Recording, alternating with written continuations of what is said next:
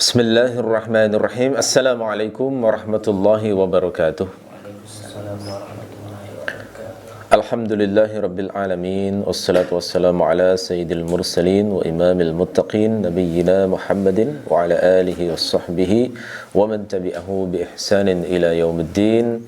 Allahumma inna nas'aluka ilman nafi'a wa rizqan tayyiba wa amalan mutaqabbala. Rabbana zidna ilma warzuqna fahma waj'alna minas salihin. Allahumma inna nas'aluka ilman nafi'a wa rizqan tayyiba wa amalan mutaqabbala. Amma ba'd. Baik, saudaraku sekalian, ikhwani wa akhwati fid din, rahimakumullah. Pada kajian tafsir pagi ini, insyaallah kita akan membahas 3 ayat dalam surah Abasa, lanjutan dari pembahasan sebelumnya. Dan kali ini yang kita bahas adalah ayat ke-5 sampai ke-7. Kita baca bersama-sama. A'udzu billahi minasyaitonir rajim. Bismillahirrahmanirrahim. Amma man istaghna fa anta lahu tasadda wa ma 'alayka alla yazzakka.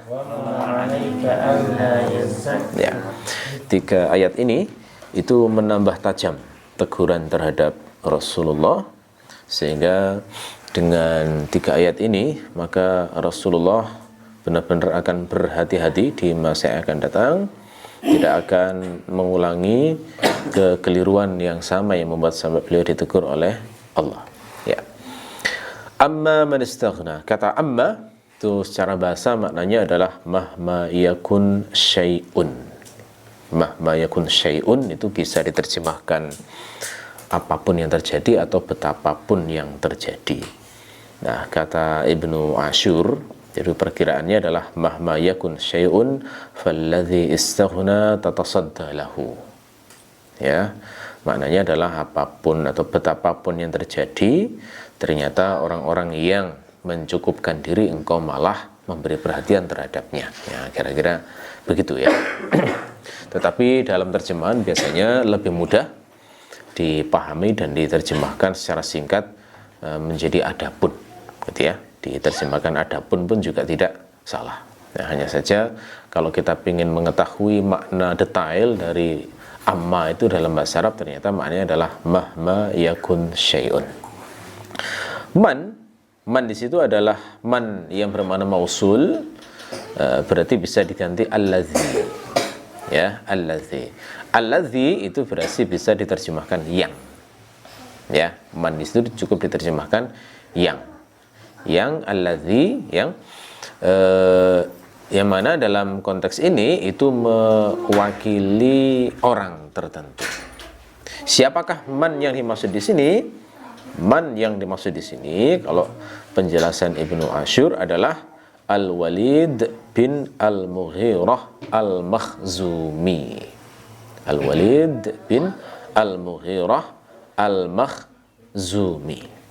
Nah, ini adalah salah seorang tokoh Quraisy yang sangat berpengaruh di zaman Rasulullah diutus dan bahkan dikenal sebagai qadhi, ya, sebagai hakim di masa jahiliyah.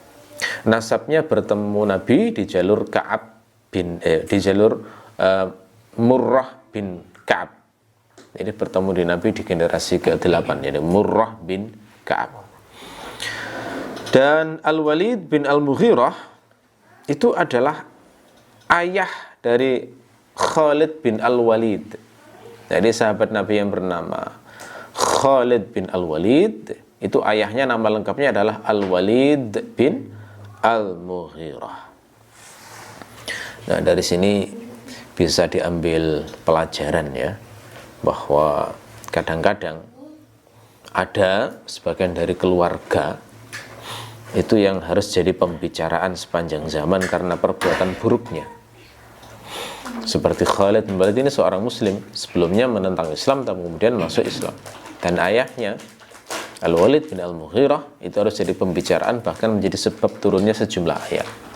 Termasuk diantaranya adalah ini. Ya. Dan ini kalau bagi Khalid tentu saja ujian hati beliau, bagaimana beliau harus menahan hatinya, karena dari sisi kekerabatan bagaimanapun juga orang kan punya perasaan begitu ya. Ketika saudaranya dibicarakan karena perbuatan kesombongannya menolak dakwah dari Rasulullah. Ya. Al-Walid bin Al-Mughirah itu punya 3 putra. Yang pertama bernama Hisham, yang kedua Al-Walid, dan yang ketiga Khalid bin Al-Walid. Al-Walid itu termasuk yang masuk Islam lebih dulu, Al-Walid. Kemudian disusul Khalid bin Al-Walid. Ya. Dan Al-Walid bin Al-Mughirah itu juga dikenal sebagai pamannya Abu Jahal. Jadi Abu Jahal itu dari Bani Makhzum, sama dengan Al-Walid bin Al-Mughirah. Jadi ini katakanlah ada 3 tokoh utama dari Bani Makhzum sejak zaman jahiliyah itu. Yang pertama adalah Abu Jahal itu, kemudian Al-Walid bin Al-Mughirah, dan yang ketiga adalah Khalid bin Al-Walid. Ya. Al-Walid bin Al-Mughirah itu dikenal sebagai orang yang mengharamkan khamr pada dirinya sendiri sejak zaman jahiliyah. Jadi nggak mau minum khamr. Bahkan sampai memukul Hisham, putranya sendiri, karena Hisham itu minum khamr. Ini menjadi pelajaran bagi kita ya, bahwa sama-sama anti miras, tapi nilainya beda di sisi Allah. Kenapa? Karena kalau seorang mukmin itu ketika anti miras tidak mau mabuk, itu motifnya adalah untuk mendapatkan ridha Allah. Itu perintah Allah. Tapi kalau orang Arab jahiliyah yang mengharamkan khamr pada dirinya sendiri, itu motifnya duniawi. Duniawi bagaimana? Ya misalnya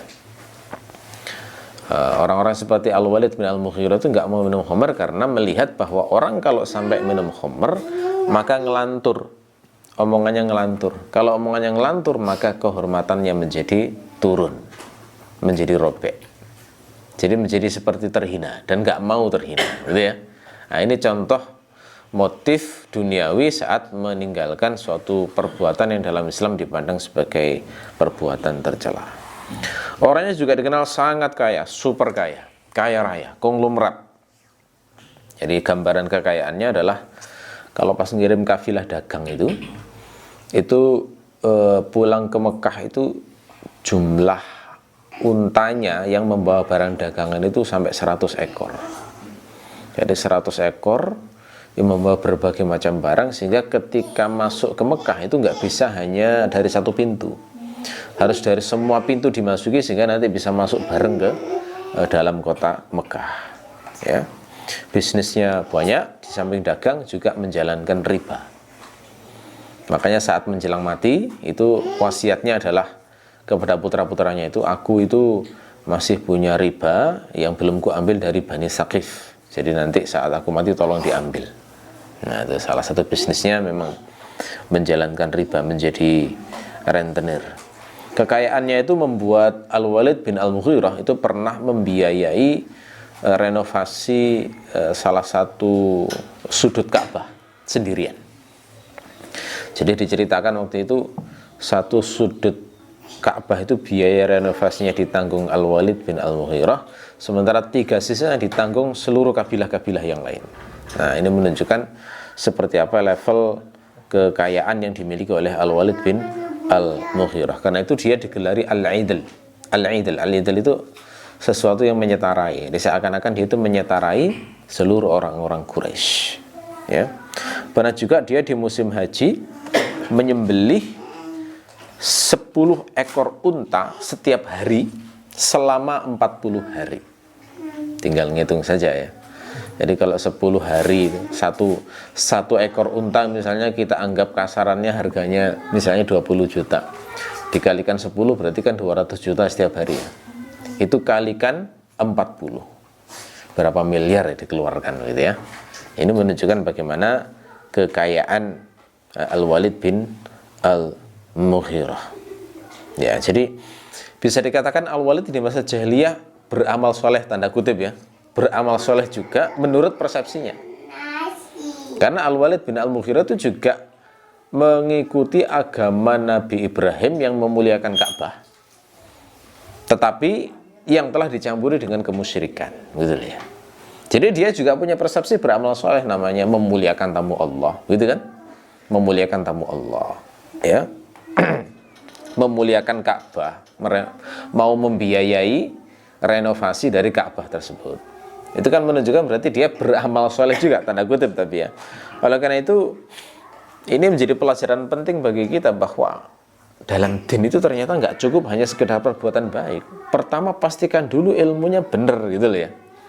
Ilmu yang benar dulu baru kemudian amal. Karena kalau semata-mata amal itu ternyata mirip itu apa yang dilakukan oleh Al-Walid bin Al-Mughirah di masa jahiliyah dengan yang dilakukan oleh orang beriman saat memuliakan Ka'bah dan berbuat baik memberi makan orang-orang yang miskin, ya. Jadi jangan sampai kita itu beramal soleh itu menghayalkan Allah suka amal soleh itu padahal Allah tidak suka, Allah tidak memerintahkan. Jangan sampai kita itu GR terhadap Allah. Bagaimana biar terhindar dari GR? Ya berarti harus belajar ilmu yang benar, gitu kan? Sumbernya harus benar. Nah itulah pentingnya ilmu fikih. Makanya orang yang meremehkan fikih itu nggak ngerti hakikat fikih. Bagaimana dia bisa memastikan bahwa dirinya diridhai Allah sementara dia anti dengan fikih misalnya. Fikih itu memastikan sangat ketat sekali memastikan ini sumber ilmu berasal dari wahyu, benar-benar wahyu yang diduga wahyu pun juga dibahas, gitu ya. Kemudian digali, dimunculkan oh ini hukumnya. Ketemu hukum wajib, ketemu hukum sunnah, ketemu hukum mubah dan lain sebagainya. Ya, itu. Salah satu informasi terkait dengan Al-Walid bin Al-Mughirah yang berkaitan dengan Islam itu adalah dia itu Islam itu datang pada saat dia sudah sangat tua sekali. Jadi tua. Jadi diperkirakan dia itu meninggal di usia 90 sekian tahun ya. Ibnu Al-Athir menegaskan 95 tahun meninggalnya. Dan itu tercatat dalam sejarah meninggalnya adalah 3 bulan setelah Rasulullah hijrah ke Madinah. Nah, kalau semacam itu, memang benar semacam itu, berarti kan bisa kita perkirakan kalau dakwahnya Rasulullah itu di Mekah kira-kira sekitar 13 tahunan ya, maka berarti anggap aja pakai datanya Ibnu Athir 95 tahun ya, itu dikurangi 13 tahun berarti saat Rasulullah memulai dakwah usia Al-Walid bin Al-Mughirah itu sudah sekitar 82 tahun. Sudah tua sekali itu ya. Nah, jadi makanya dalam kitab-kitab sejarah itu dijelaskan adrakal Islam wa huwa syaikhun harim. Ya, dia mengalami masa kemunculan Islam itu saat dia sudah menjadi syaikhun harim, tua renta. Gitu ya. Dan ternyata di saat tua itu dia memilih melawan dakwah Islam. Jadi yang sayang sekali adalah dia memilih untuk melawan dakwah Islam. Tapi fitrahnya itu pernah hampir masuk Islam. Fitrahnya itu pernah hampir masuk Islam. Ceritanya bagaimana? Ceritanya suatu saat Rasulullah ketika berada di Masjidil Haram, beliau itu membaca surat Ghafir di awal-awal. Nah, itu di situ kebetulan di situ ada Al-Walid bin Al-Mughirah mendengar bacaan Quran itu. Maka kagum sekali dengan isinya, maka kemudian mendekat untuk mendengar lebih tajam lagi surat Ghafir tersebut. Rasulullah karena tahu ada yang mendengarkan, tokoh yang mendengarkan, maka beliau mengeraskan bacaannya itu. Begitu selesai, lalu kemudian dia datang kepada sekumpulan tokoh Quraisy, lalu kemudian mengatakan, demi Allah, saya mendengar ucapan Muhammad. Saya yakin ini bukan ucapan manusia, juga bukan ucapan jin. Ya. Ucapannya manis sekali, kokoh bagian bawah, menjulang bagian atas. Pokoknya dipuji-puji begitu ya. Sampai kemudian muncul isu, waduh, Al-Walid bin Al-Mughirah mau masuk Islam ini. Soba Al-Walid, begitu ya isunya ya. Sementara Walid setelah ngomong gitu kemudian pulang. Ketika sudah mulai seperti itu, lalu kemudian Abu Jahal yang termasuk keponakannya sendiri kemudian bilang, sudah tak beresin sini. Nah, akhirnya kemudian datang ke pamannya, terus pura-pura sedih di depannya, pura-pura sedih. Terus ditanya sama Al-Walid, kenapa? Ponaan, kok kamu sedih itu kenapa?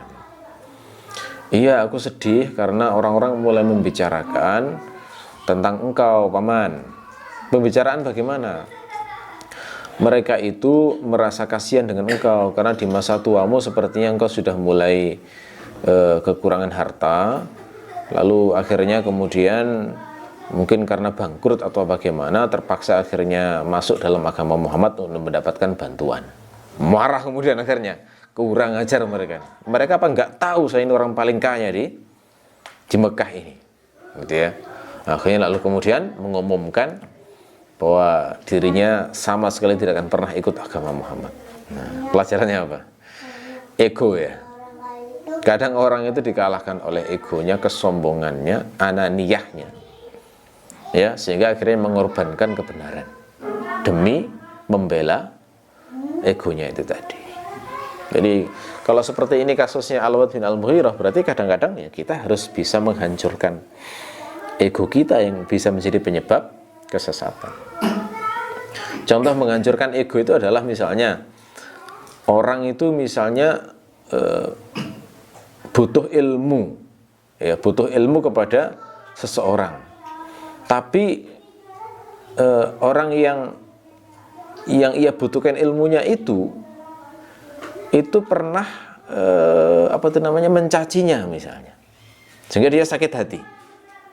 Karena sakit hati kemudian merasa gengsi untuk menggali ilmu dari orang tersebut. Nah, ini contoh kesombongan yang membuat tersesat, gitu ya.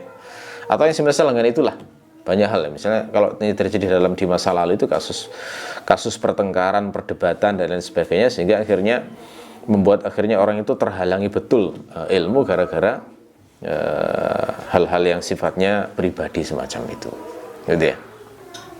Oke. Wafatnya seperti saya katakan tadi itu 3 bulan setelah hijrah, ya, di usia 90 sekian tahun. Penyebab wafatnya tercatat dalam sejarah itu adalah karena luka infeksi yang ada pada kakinya. Di bawah mata kakinya itu pernah terkena ini mata panah begitu ya. Ujungnya mata panah itu pas lewat di sebuah tempat di satu kabilah, lalu kemudian mungkin infeksi, mungkin dia juga kena diabetes atau apa begitu ya, sehingga menjadi susah sembuh ya, lalu akhirnya meninggal dunia ya. Sebelum meninggal dia sempat berwasiat 3 hal, dan saya periksa wasiatnya itu semuanya intinya tentang urusan dunia memang ya. Wasiat yang pertama adalah mempesani supaya anak-anaknya jangan lupa ngambil tarikan riba di Bani Saqif yang masih belum ditarik ya. Wasiat yang kedua adalah jangan lupa mengambil kembali mahar yang sudah pernah dibayarkannya pada seorang wanita yang mana dia itu di masa tuanya itu sempat menikah lagi dengan seorang wanita, tapi sudah sah menikahnya, mahar sudah diberikan, ternyata wanitanya nggak dikasihkan sama bapaknya, jadi ditahan begitu ya. Nah, ini dianggap nggak sesuai akad, lalu kemudian diambil lagi maharnya. Mungkin besar ya, karena di orang kaya raya kan maharnya besar. Disuruh ngambil lagi maharnya ya. Terus pesan yang ketiga adalah anaknya dilarang untuk mempermasalahkan kasus kematiannya kepada Bani Khuza'ah, karena dia kena lukanya itu di Bani Khuza'ah saat lewat di kampung Bani Khuza'ah itu, gitu ya. Jadi itu wasiat-wasiatnya seperti itu. Ya beginilah ya, kalau memang orang tidak mengenal Allah, tidak mengenal hari akhirat, ya wasiatnya terkait dengan hal-hal semacam itu. Tapi kalau wafatnya orang-orang yang mengenal Allah, luar biasa, seperti Rasulullah menjelang wafat yang dipesankan ummati as-salah salat gitu ya. Disuruh menjaga salatnya, disuruh menjaga supaya berbuat baik kepada orang lemah seperti para budak itu. Wa ma malakat aimanukum, gitu ya. Ada yang berwasiat supaya hartanya dijadikan wakaf, gitu ya. Ada yang berwasiat supaya hartanya disedekahkan sekian. Ya. Jadi itu kalau wasiatnya orang yang beriman semacam itu. Biografi tokoh-tokoh jahiliyah yang bukan muslim semacam ini, itu kalau kita cari di kitab-kitab seperti Al-Isabah fi Tamyiz Sahabah nggak mungkin, karena Al-Isabah itu kitabnya biografi para sahabat. Jadi biasanya untuk mencari semacam ini kita cari di referensinya di kitab-kitab yang umum membahas sejarah. Misalnya kitab Al-Kamil Fit Tarikh karya Ibnu Al-Athir, itu ketemu insya Allah penjelasan semacam ini. Atau misalnya kitab Al-Ansab membahas tentang nasab karya Al-Balazuri, itu ada. Termasuk juga kitab Al-A'lam Az-Zirikli, itu ada biasanya ya. Gitu. Tokoh-tokoh yang membahasnya sifatnya umum. Ya. Itu man ya, yang dimaksud dengan man. Amma man istaghna, apa makna istaghna? Istaghna itu adalah merasa cukup dan tidak butuh orang lain. Istaghna itu adalah fi'il yang berwazan istaf'ala, dan salah satu makna fi'il berwazan istaf'ala adalah lil husban. Husban itu maknanya merasa atau menganggap diri gitu ya. Jadi misalnya kata istakbaro itu maknanya adalah hasiba nafsahu kabiran, maknanya begitu, menganggap dirinya besar, makanya diterjemahkan sombong. Istakbara atau istikbar itu maknanya adalah hasiba nafsahu kabiran, menganggap dirinya besar atau merasa dirinya besar, makanya diterjemahkan sombong atau angkuh. Nah, istaghna sama, itu maknanya adalah hasiba nafsahu ghaniyan, menganggap dirinya kaya atau tidak butuh orang lain. Ghani itu makna detailnya adalah nggak butuh orang lain karena merasa dirinya cukup. Nah, mudahnya diterjemahkan kaya. Istaghna itu maknanya memandang diri tidak butuh orang lain. Mengapa kok seseorang itu merasa istaghna? Nah, istaghna itu penyebabnya banyak. Kalau orang beriman, istaghna itu karena yakin bahwa Allah adalah satu-satunya Rabb yang mencukupi dia. Nah, ini istighna yang positif ya. Istighna yang positif semacam ini. Jadi enggak, orang yang istighna dengan Allah maka sifatnya menjadi afif, punya sifat ifah, menjaga kehormatan dirinya, tidak sudi untuk mengemis, tidak sudi untuk merendahkan dirinya, tidak sudi untuk menghibah-hibah kepada orang lain, sementara dia yakin Allah akan menjamin rezekinya. Itu istighna yang positif. Tapi bagi orang yang kafir, istighnanya negatif. Merasa diri cukup sampai merasa tidak butuh Allah. Nah, begitu ya. Penyebabnya apa? Yang paling umum dua. Pertama adalah mal, harta, sarwah. Itu yang membuat orang itu menjadi merasa lebih mulia daripada orang lain. Enggak butuh orang lain kok, aku bisa mencukupi kebutuhan diriku sendiri. Semua keinginanku bisa tercapai dengan hartaku. Nah, ini adalah contoh harta yang membuat tughyan, yang membuat orang itu menjadi melampaui batas. Ya. Yang kedua adalah ilmu. Ilmu apa ya? Ilmu duniawi tentu saja. Jadi ada orang yang merasa wawasannya luas, lalu akhirnya merasa lebih unggul daripada yang lain, lalu merendahkan selain dirinya. Hari ini banyak yang istighna karena mal maupun karena ilmu. Ilmu duniawi maksudnya ya. Makanya kita lihat ada orang kaya. Orang kaya itu kalau karena kekayaannya, lingkungannya selama ini kaya, kalau ketemu sama orang yang tidak kaya itu minteri, sombong jadinya, ya kan? Padahal bisa jadi seorang miskin itu jauh lebih tahu dalam perkara tertentu daripada orang kaya tersebut. Orang kaya kalau misalnya diajak ngomong bisnis mungkin iya, mungkin punya pengetahuan lebih, gitu ya. Tapi kalau misalnya ditanya tentang bagaimana bertahan hidup di suatu situasi yang sulit, kan orang miskin lebih mengetahui hal semacam itu ya, pengetahuan semacam itu lebih tahu, ya begitu. Ada pula karena ilmunya itu orang bisa menjadi istighna, menjadi angkuh dan menjadi sombong. Hari ini saya lihat misalnya ya, pengetahuan yang buat sombong itu adalah sains dan filsafat. Itu seringkali membuat meremehkan. Orang beragama itu diremehkan, dihinakan.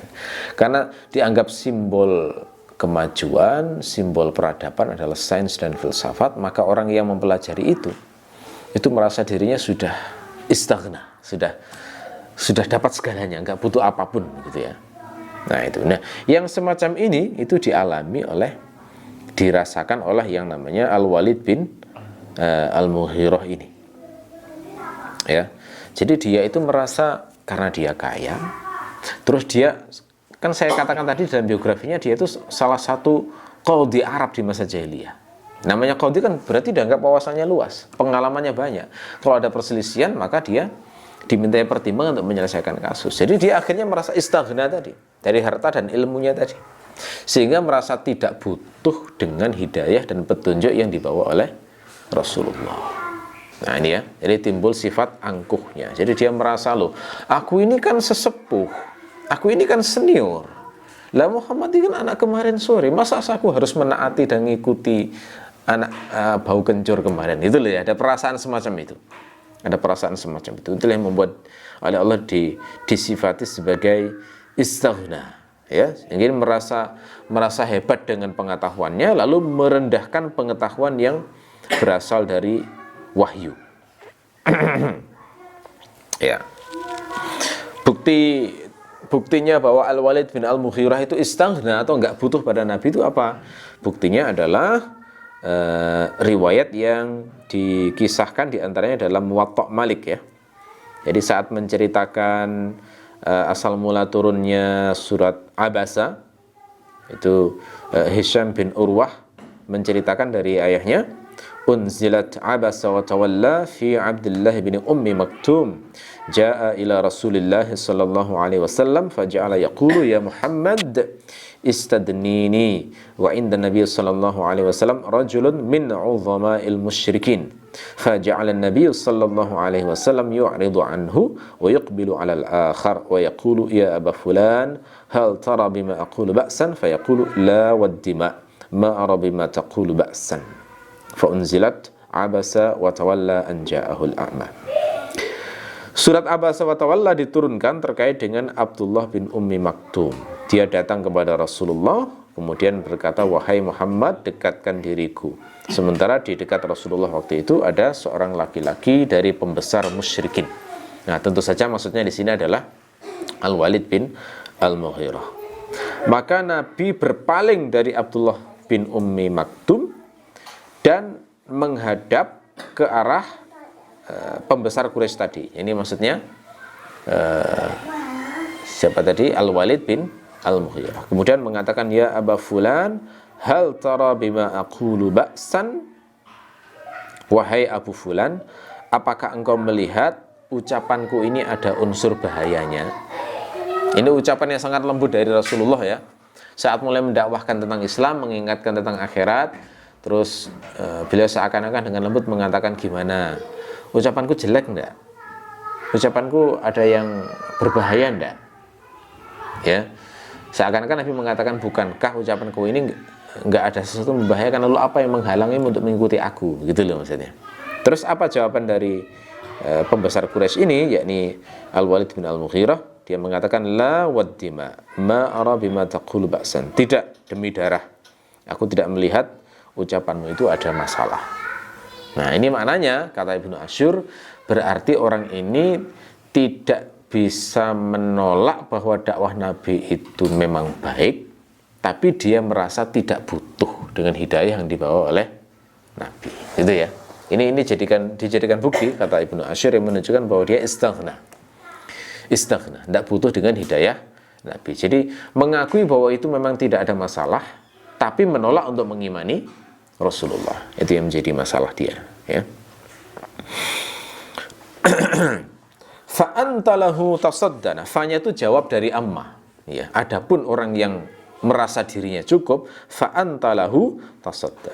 Kalimat ini itu sebenarnya sudah cukup andaikan diungkapkan dengan kata fatasadda, itu cukup. Amma man istaghna fatasadda, itu cukup. Atau amma man istaghna falahu tasadda, itu cukup. Lalu apa fungsi penggunaan kata anta di sini? Kok masih ditambah anta? Sudah anta ditambah lagi tasadda. Ya. Anta itu bermakna kamu, tasadda mengandung makna kamu juga. Ya. Lafaz ini, kata Ibnu Asyur, menunjukkan bahwa tasadda yang dilakukan Rasulullah itu sangat serius. Gitu ya. Sehingga sampai dikatakan fa anta lahu tasadda, sehingga ditambahi anta tadi. Nah, makna tasadda itu apa? Nah, tasadda itu asalnya dari kata tatasodda, kemudian dibuang taknya menjadi tasadda. Dalam qiraat sab'ah itu mungkin juga dibaca tasadda, boleh. Jadi ini boleh dibaca fa'antalahu tasadda, dibaca fa'antalahu tasadda juga bisa dibenarkan. Nah, makna tasadda itu maknanya adalah ta'arrada, menampakkan diri untuk menghadapi. Ya, makna bahasanya adalah menampakkan diri untuk menghadapi. Kenapa? Karena berasal dari kata sadad. Sadad itu maknanya kubalah, di depan. Jadi seakan-akan menghadapkan badannya untuk mengajak bicara seseorang. Itu makna tasadda. Mungkin juga difahami dari kata soda yang bermakna haus. Jadi tasadda itu adalah memberi perhatian kepada seseorang secara serius, seperti seriusnya orang yang sangat kehausan ingin mendapatkan air. Itu kan perhatiannya kan luar biasa gitu ya. Nah, ini jadi Allah itu menegur Rasulullah karena memberikan keseriusan tinggi pada orang yang istaghna dan sombong semacam itu. Padahal seharusnya tidak layak orang dengan level seperti Rasulullah itu memberikan perhatian tinggi pada orang yang sombong seraya mengabaikan orang-orang yang benar-benar butuh petunjuk. Ya, ini memberi pelajaran kepada kita, menguatkan sebelumnya ya, bahwa perhatian tinggi itu tidak layak diberikan kepada yang sombong dan angkuh. Berilah perhatian yang tinggi kepada mereka yang datang untuk menyucikan diri dan melunakkan hati, walaupun dia tidak punya hal-hal duniawi yang sifatnya mentereng. Itu tetap punya hak untuk diperhatikan. Nah, ketika Allah menegur fa'antalahu tasadda, itu secara implisit seakan-akan mengajarkan kepada kita tidak usah diberi perhatian yang tinggi orang-orang yang punya sifat angkuh dan sombong. Tidak usah terlalu didengarkan ucapannya orang-orang yang angkuh dan sombong ya. Wa ma 'alaika alla yazzakka. Wawunya itu dinamakan wawu i'tiradiyah. Wawu yang menunjukkan sisipan. Ya, jadi ada wawu haliyah, ada wawu ataf, ada wawu i'tiradiyah, ada wawu qasam, banyak ya wawu itu. Yang di sini maknanya adalah wawu i'tiradiyah, sisipan. Kenapa? Karena sebenarnya ayat wa ma 'alaika alla yazzakka itu adalah sisipan antara ayat amma man istaghna dengan ayat wa amma man ja'aka yas'a. Ya, wa amma man istaghna fa anta lahu tasadda wa amma man ja'aka yas'a, harusnya begitu. Ya, tapi kemudian disisipi wa ma 'alaika alla yazzakka. Ya. Ma-nya mungkin dipahami dua. Ma di situ mungkin dipahami sebagai ma nafiyah, bermakna tidak. Ya, mungkin juga dipahami sebagai ma istifhamiyah. Wa ma 'alaika. Maksudnya ayu syai'in 'alaika, begitu ya. Ayu syai'in 'alaika alla yazzakka. Kalau diterjemahkan istifhamiyah berarti apa yang menjadi bebanmu kalau dia tidak menyucikan diri, begitu ya. Itu dua-duanya secara bahasa bisa dibenarkan. Tapi yang mutabadir ya, yang langsung muncul di dalam benak itu kalau membaca ayat ini adalah ma-nya ma nafiyah biasanya, dan itu juga bisa dibenarkan secara bahasa. Ya. Wa ma 'alaika, 'alaika alanya ala isti'la yang menunjukkan beban, menunjukkan semacam beban atau sebuah hukuman atau apa begitu ya maknanya ya. Karena kalau misalnya kita mengatakan Alkitab ala katifi itu ya, buku berada di atas pundakku, itu kan berarti harus memikul misalnya ya. Jadi wa ma 'alaika itu kalau kita terjemahkan nafiyah adalah tidak ada beban bagimu sebenarnya, tidak ada celaan bagimu sebenarnya. Nah, alla yazzakka, alla itu dari kata an dan la ya. La-nya bermakna la nafiyah, yazzakka itu dari kata yatazakka aslinya, menyucikan diri. Jadi yazzakka itu menyucikan diri. An la yatazakka, dia tidak menyucikan diri. Wa ma 'alaika alla yazzakka, tidak ada beban bagimu seandainya dia itu tidak mau menyucikan diri. Ini menjadi pelajaran bagi kita bahwa seorang dai ya, itu tidak dibebani untuk membuat orang mendapatkan petunjuk. Tidak.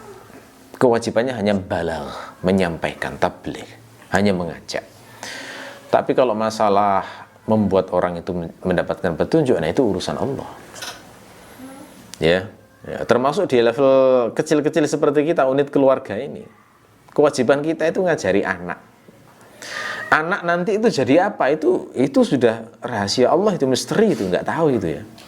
Kita hanya bisa ikhtiar ngajari anak itu dengan ilmu A, B, C, mendidik ini membiayai A, B, C, tapi nanti perjalanan rohaninya, perjalanan intelektualnya, bagaimana kesimpulan-kesimpulan hidupnya, itu misteri sudah Allah yang tahu itu ya. Ya. Jadi makanya nggak heran ya, kadang ada seorang ulama sebesar Imam Asy-Syafi'i misalnya, tapi anaknya tidak ada yang mencapai level Imam Asy-Syafi'i. Ada seorang ulama sehebat Imam Ahmad dalam hal zuhud dan ilmu, tapi anaknya juga, meskipun anaknya ada yang berilmu juga, tapi nggak mencapai levelnya Imam Ahmad. Imam Abu Hanifah sama, ya. Ini rahasia Allah, ini kita nggak bisa, kita tidak bisa apa istilahnya, terlalu membombastiskan atau menghebatkan peran sebuah metode, sebuah perlakuan, sebuah sistem, atau nggak bisa itu, nggak bisa. Karena manusia itu demikian kompleks luar biasa, aspek psikisnya, aspek intelektualnya, pengalaman hidupnya, pengalaman rohaninya, proses perenungannya, itu nggak sama tiap orang itu. Jadi kewajiban kita hanya balagh, menyampaikan. Itu yang nanti yang akan dihisap oleh Allah itu adalah balaghnya. Tapi kalau dari sisi hasilnya, enggak. Rasulullah aja kan tidak dituntut. Wa ma 'alaika alla yazakka. Tidak ada beban bagimu, enggak masalah.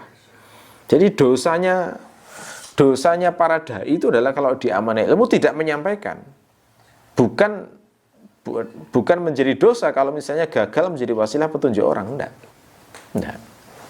Makanya ada nabi yang pengikutnya cuma 1-2. Hadisnya kan begitu ya. Seorang nabi loh, padahal secara ilmu sudah mantap luar biasa, secara retorika juga luar biasa dibantu oleh Allah. Nah kayak begitu itu ternyata yang tembus ke hatinya cuma 1-2 orang. Itu ada itu. Saat Rasulullah itu bermimpi kan ditunjukkan itu. Nanti di akhirat itu ada seorang nabi yang cuma diikuti pengikut 1-2 orang. Bayangkan dari seribuan atau mungkin ratusan ribu atau jutaan orang yang ikut cuma 1-2 orang kan luar biasa ya. Degilnya hati orang di zaman itu ya. Ya, nah itulah rahasia Allah itu, tidak ada yang tahu itu selain hanya Allah saja. Jadi jangan sampai kita menghabiskan waktu dan energi untuk mengurusi orang-orang yang punya watak istaghna. Ya, kalau memang sudah sombong sudah tinggal. Tidak usah terlalu diurusi, sementara ada banyak yang sebenarnya lebih serius untuk mendapatkan dan mencari petunjuk dan hidayah dari Allah itu. Nah, ini adalah sekaligus menunjukkan rahmat Allah, kelembutan Allah yang meringankan taklifnya kepada kita. Andaikan taklifnya adalah mensolehkan orang, Masya Allah, beratnya luar biasa itu. Taklifnya andaikan disuruh bisa gimana caranya orang ini bisa menerima dakwah, wah itu sangat berat luar biasa. Nah, ketika Allah hanya membatasi taklifnya cuma sampai balagh, tabligh, sampaikan dengan jelas sudah cukup. Maka itu adalah bentuk rifqun, bentuk kelembutan sekaligus rahmat dari Allah, sehingga menjalankan din itu tidak berat, terhitung enteng, ya. Itu. Baik, ini untuk tafsir hari ini. Mudah-mudahan bermanfaat. Assalamualaikum warahmatullahi wabarakatuh.